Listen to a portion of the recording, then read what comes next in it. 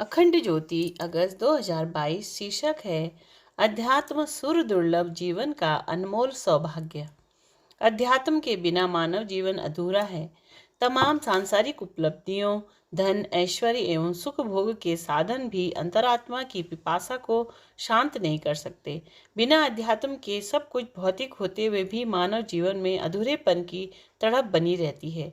जीवन को समग्रता में जीने के लिए इसमें किसी रूप में अध्यात्म का समावेश करना पड़ता है। प्रस्तुत है अध्यात्म के राजपथ की यात्रा का विहंगावलोकन करता एक वैचारिक दिग्दर्शन, जिसके आधार पर एक अभिप्सु साधक अपने जीवन में आध्यात्म तत्व का वर्णन कर सकता है। इसका पहला घटक तो स्वस्थ शरीर है, जिस पर मानसिक स्वास्थ्य निर्भर करता है और यही प्रकांतरण में अध्यात्म साधना का सबल आधार बनता है। अतः शरीर को यथासंभव स्वस्थ एवं निरोग रखना हमारा पहला कर्तव्य बनता है। इसके लिए आहार से संबंधित मूलभूत नियमों का पालन करना पड़ता है। क्या खाऊं, क्यों खाऊं, कब खाऊं, कितनी मात्रा में खाऊं, कैसे खाऊं जैसे प्रश्नों के सही उत्तर हमारे पास होने चाहिए व इनका सजगता से हमें पालन भी करना चाहिए। आहार यथासंभव सात्विक एवं पौष्टिक तथा अपनी प्रकृति के अनुरूप रखना उचित रहता है। इसके साथ उचित विश्राम, नींद, व्यायाम एवं श्रम का अनुपान स्वस्थ शरीर के ठोस आधार साबित होते हैं। शरीर के साथ इंद्रियों का निग्रह दूसरा कार्य है। शारीरिक स्वास्थ्य एवं मन के निग्रह का सीधा संबंध इंद्रियों से जुड़ा हुआ है। आहार में स्वादेंद्रियां मुख्य भूमिका निभाती है। स्वाद संयम में लापरवाही बरती गई तो इसका खामियाजा नाना प्रकार के रोग, दुर्बलता व दुख कष्टों के रूप में उठाना पड़ता है। इसी तरह दूसरी इंद्रियों के प्रति सजगता आवश्यक हो जाती है। स्वाद के साथ दृष्टि एवं जननेंद्रियां प्रमुख है। इन इंद्रियों से ग्रहण किए जा रहे संवेदन जीवन के उत्थान एवं पतन की भूमिका तय करते हैं।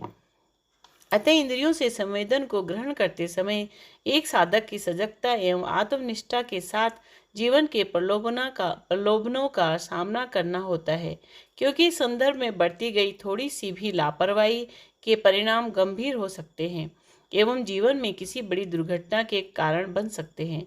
आध्यात्मिक विकास में भावनात्मक संतुलन की महत्वपूर्ण भूमिका रहती है। इस संदर्भ में अपनी वाणी और व्यवहार को अनुशासित एवं संतुलित रखना होता है। वाणी ऐसी हो जो दूसरों के लिए कल्याणकारी हो और स्वयं को भी शांति दे। गलती से भी कटु व अपशब्द ना बोले। यदि जाने अनजाने में किसी का भाव आहत हुआ हो तो उससे क्षमा मांगे। वाचालता से बचें। जो भी बोलें उसे सोच समझकर बोले तथा अपने व्यवहार को गरिमापूर्ण एवं संतुलित रखें। जीवन के तमाम द्वंद्वों के बीच यह प्रयास भावनात्मक तप का रूप लेता है। समय बीत जाता है, लेकिन बोले गए मधुर शब्द, दूसरों से किया गया आत्मीय बर्ताव तथा अपने सद्गुणों के संवर्धन के लिए किया गया पुरुषार्थ दीर्घ काल में आंतरिक शांति, बेहतर संबंध एवं आत्मिक विकास के रूप में फलित होते हैं। अपने कार्यक्षेत्र में कर्तव्य निष्ठा अध्यात्म पथ का एक और प्रमुख तत्व है। अपने परिवार के साथ अपने कार्यक्षेत्र एवं समाज से जुड़ी जिम्मेदारियों के प्रति कर्तव्य पालन में किसी तरह का प्रमाद न करें। इस कर्तव्य परायणता को ही व्यापक अर्थों में धर्म धारणा की संज्ञा दी गई है।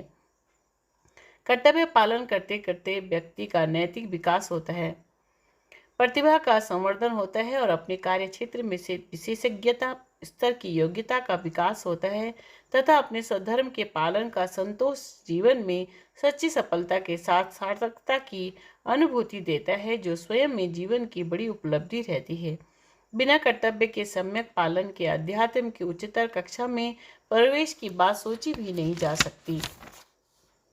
आस्तिकता अध्यात्म पथ का एक अहम घटक है। अस्तित्व के आध्यात्मिक सत्य के प्रति आस्था से व्यक्ति अपनी रुचि एवं स्वभाव के अनुकूल इष्ट का निर्धारण करता है। अभिप्सा की कसौटी पर कसने से गुरु का मार्गदर्शन भी उचित समय पर उपलब्ध हो जाता है। आस्तिकता का भाव परिपक्व होने के साथ आत्मिक आस्था भी बढ़ती है। इस तरह आत्म जागरण व आत्मबोध के साथ अध्यात्म क्षेत्र में प्रवेश हो जाता है, जिसे इस जीवन का प्रमुख उद्देश्य एवं सबसे बड़ी उपलब्धि माना गया है।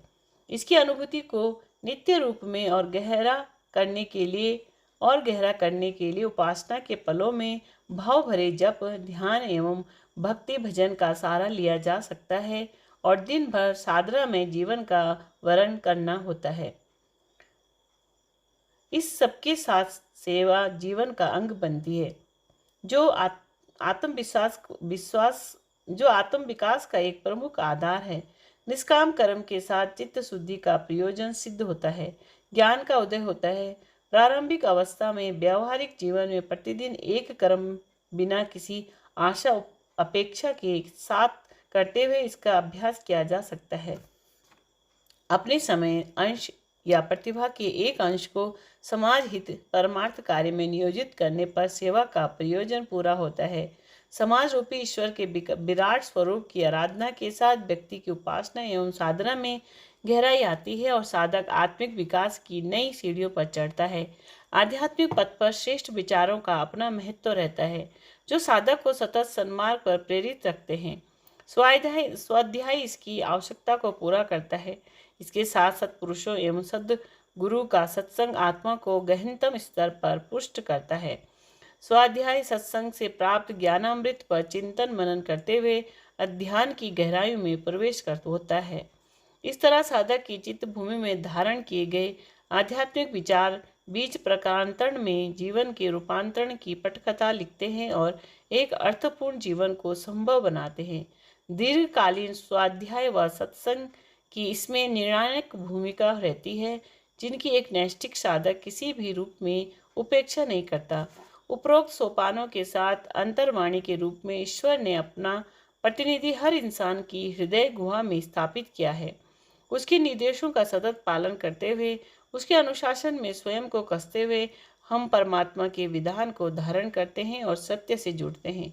नित्य प्रति उपरोक्त कसौटियों पर स्वयं का मूल्यांकन तथा इन सूत्रों का अभ्यास साधक को अध्यात्म के राजपथ पर आरूढ़ करता है। वह तब इस सुर दुर्लभ मानव जीवन का अनमोल सौभाग्य समझ में आता है। शिक्षाप्रद प्रश्न।